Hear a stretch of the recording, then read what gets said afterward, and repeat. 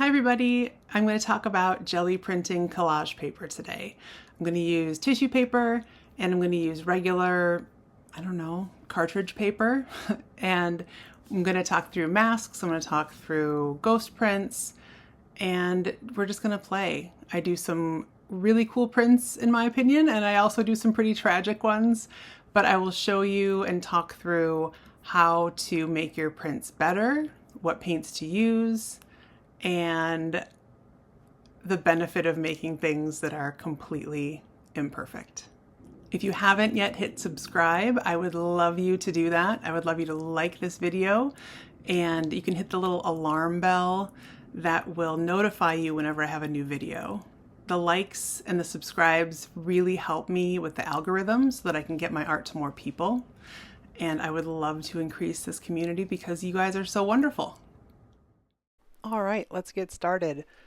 I am taking some blended paint that is half golden open paint, which dries very slowly, and I'm blending it with a couple other colors that are not golden open paint. I'm hoping that the openness of the one color of my white will cover the other blue tones, and it does do that pretty well. As long as you mix something with open paints or use open in general, that's the best paint I can recommend for the jelly plate. At least doing things the way that I'm doing them now.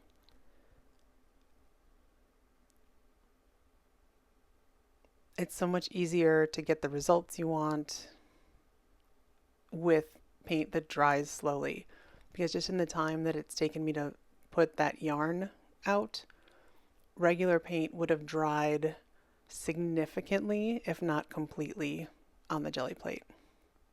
This way my paint stays nice and wet and transfers over to this paper.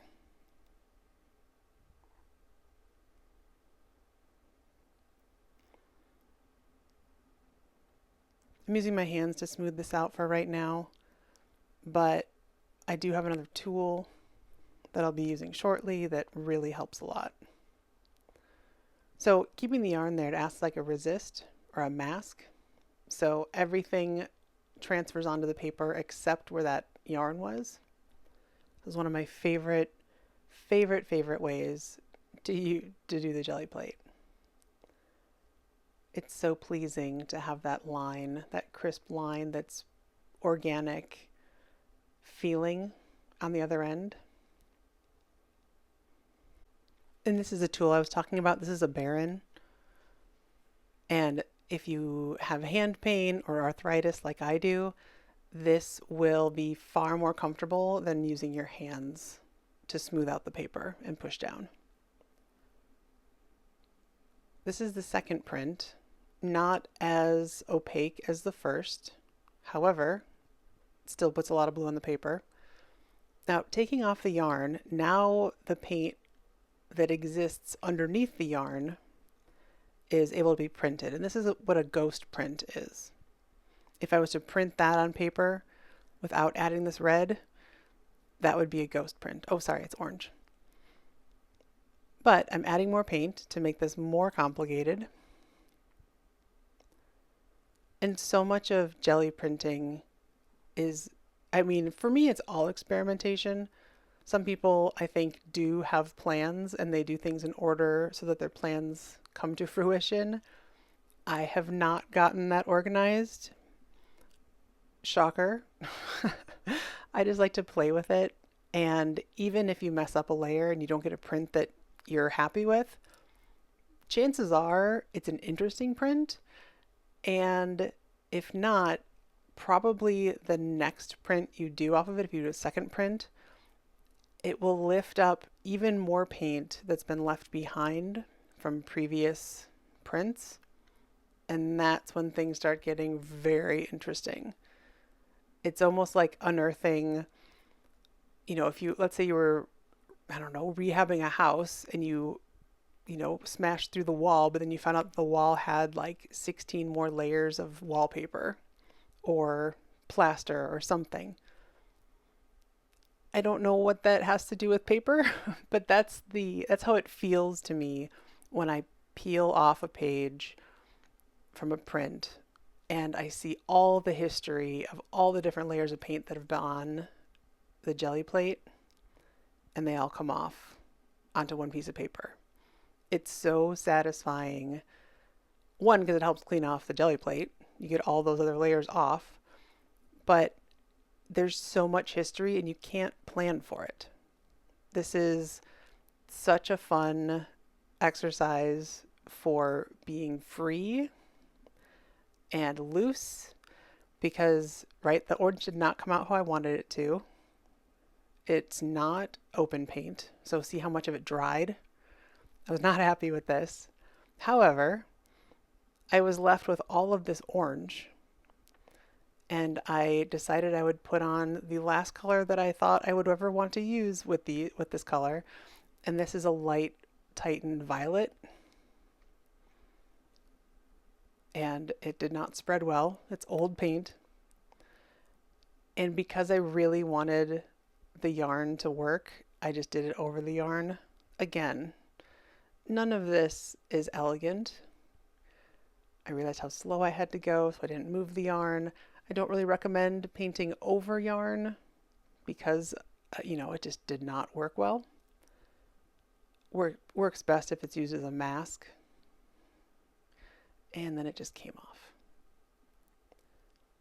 Decided I'd just do it like this and see what happened. And again, this is also not an open color paint, the purple. They're violet.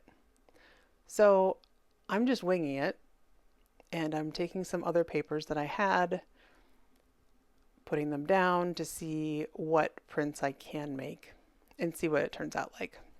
Some of my very favorite prints have come from things that I thought would never work out, or I was just trying to clean off my plate. See, I mean, it's interesting. Wouldn't necessarily be my first choice in what to do, but it's so interesting. And I could never have planned that. So the colors are very loud, which you may or may not like. So I thought I'd tone it down a bit with some Titan Green Pale. And as you're using the Gelli plate, if you're not experienced with the Gelli plate, you want to get a thin layer of paint, and you'll see I keep spreading it out until it's uniform across the whole thing. If you have too much paint on it, you'll know, because it will come off and it will leave like a gloopy, you'll be able to see where you're pulling the paper up from. This situation, I didn't let the paint dry enough, so I put on the Titan Green Pale. Most of the Titan Green Pale just came off. A little bit of orange came off. But check out the second print. Remember what I said? The second print will pull up more paint. So the Titan Green Pale I added was golden open paint. So it's still very wet, even though I pulled a lot of it off with those first pulls. When I pull this off, see how much more comes off the Gelli plate? So you can see the Gelli plate is visibly cleaner. You guys can still mock the dirtiness of my plate in general. But there's so much satisfaction having all that history that can be added to it. People ask me questions about ghost prints. So I'm going to address that now. Spreading this white out, getting it as uniform as possible. I'm going to use one of my favorite masks, which is tiny little rubber bands. And they're fairly randomly spread out. Now, what feels to me like a rule of thumb is anything that makes really cool marks is also really annoying to pick up. This is one of my favorite things to use for patterns, but then picking out each individual one to try to get a ghost print is less fun than putting them on in the first place. Okay, so everywhere those rubber bands are, there will be, it's a little mask for that. I'm using tissue paper because when I use this collage paper, I want those areas to be clear so that other things will show through in those areas. You'll see when I pick it up. So making sure I've got all the areas. And this is so satisfying. Don't mind while I trim my tissue paper. All right, look at this. So satisfying. So all those little parts in there, I just love the little circles. I'm gonna do a second print. Most of the time I do a second print or even a third just to make sure that the plate is cleaned before I do a ghost print. Otherwise your ghost print will still show up, but it'll just have a lot of extra noise in the background. And I'm trying to get less noise in the background. And there's still quite a bit of paint on the plate, as you can see. So it's less opaque white, but still very much involved. This was the blue piece I started with. I didn't show you. You have to trust me on that. But I'm adding, this is the third print now on this white, and see how it adds that little ghostly layer? You can always add something.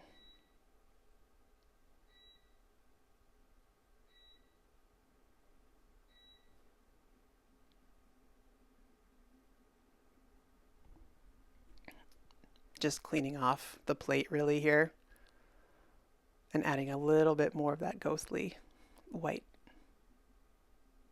So this is the part that's less fun. This is picking off all those little rubber bands that I put on. And I don't know how many this is. It feels like 1,000. And the more carefully you pull them off, the better your ghost print will be. For this activity, I highly recommend using golden open paints. Otherwise, they will all dry before you get to them. Now, if your paint does dry, you can still get it off. You just add another layer of paint across the whole thing. And then this becomes one of those layers of history. So you can still get it off. But I wanted just pure ghost print on my tissue. And inevitably, I will leave one rubber band on and not see it, which is what's happening in that lower third, right in the middle. But no harm, no foul. No big deal. You can see how lovely that looks. Okay, so what happens if I add black paint to this? I have the white, which is as light as you can go for the ghost print. And now I'm adding the black to make a black background. I'm using regular paint, not open paint. So keep that in mind when you see this pull. And we'll see how successful it is.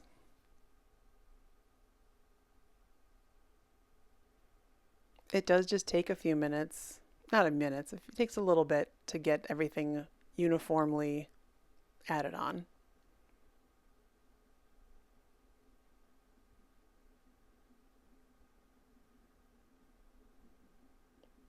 Using the Baron, again, especially is really important, especially if you're trying to get other layers.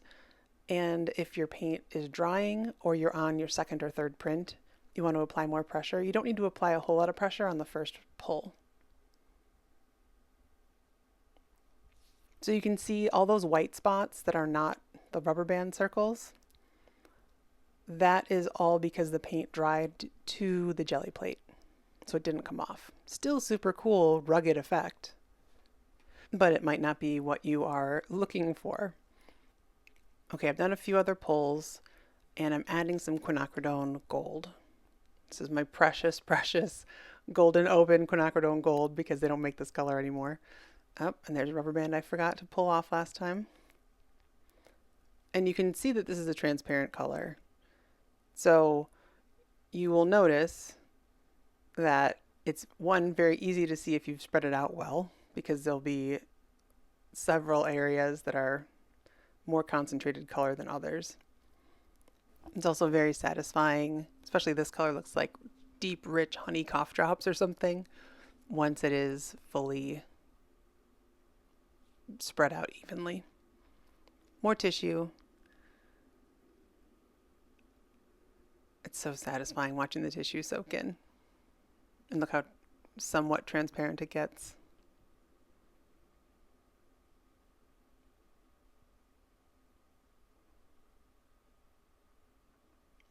Okay, you'll notice that this did not get a whole lot of interest. It's just mostly the flat quinacridone gold.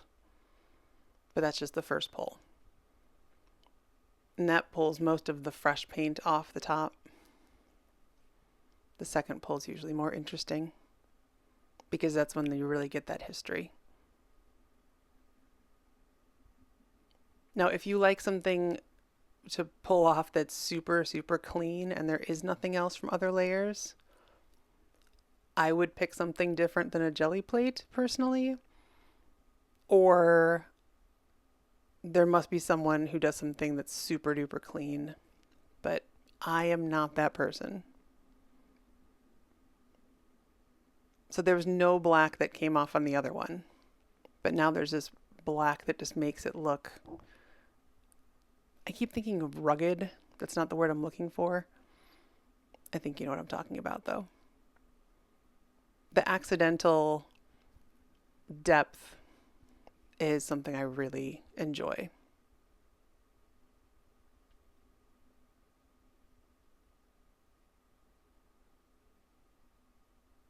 What you can also do if you find that you're pulling your paper and it's just the top layers coming off and there's no history, you can also dry the paper and the paint when it's there, and then look how much comes off.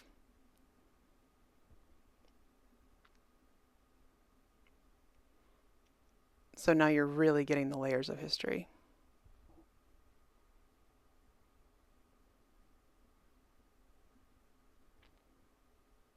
We've used the yarn for masking to do those lines, the curvy lines in the beginning. This is just paper to do an old-fashioned mask. I'm cutting out some orb shapes that I'll be using shortly. And yes, you can use stencils.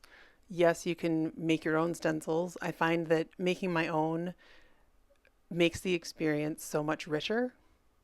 It is very satisfying when you get a cool stencil that you really like to do it, but then it's still someone else's design that you're adding to your work. Nothing wrong with that. They're made to be used in your work, but I tend to prefer my own shapes because then it kind of layers in my own work. It layers in different, freshly painted parts and then collage parts from the collage paper that also has my own shapes in it.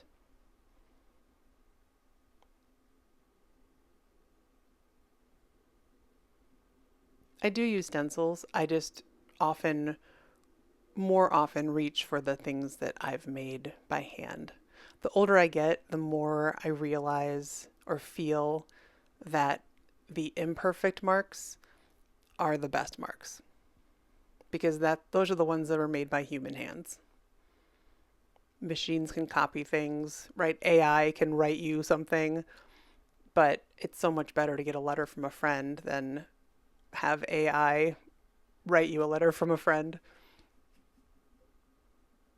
There's the authenticity that's just embedded in the imperfections.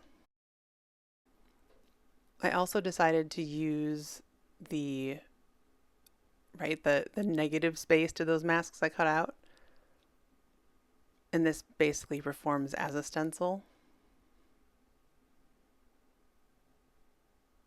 And this is so satisfying to me because it's just black and white. So the contrast is so high and it's so clear that you can easily see all the edges after I do this print.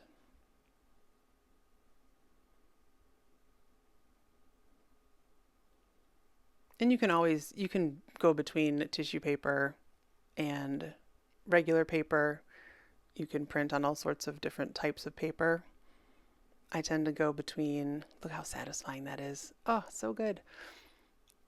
It's so satisfying to go between the two with the clear, well, I know it's not clear here, but if you apply it with some gloss medium later on a painting, it becomes very translucent. And even the second pull here is good. Good meaning crisp. I'm not actually tooting my own horn, but maybe I should, because this one is very satisfying to me.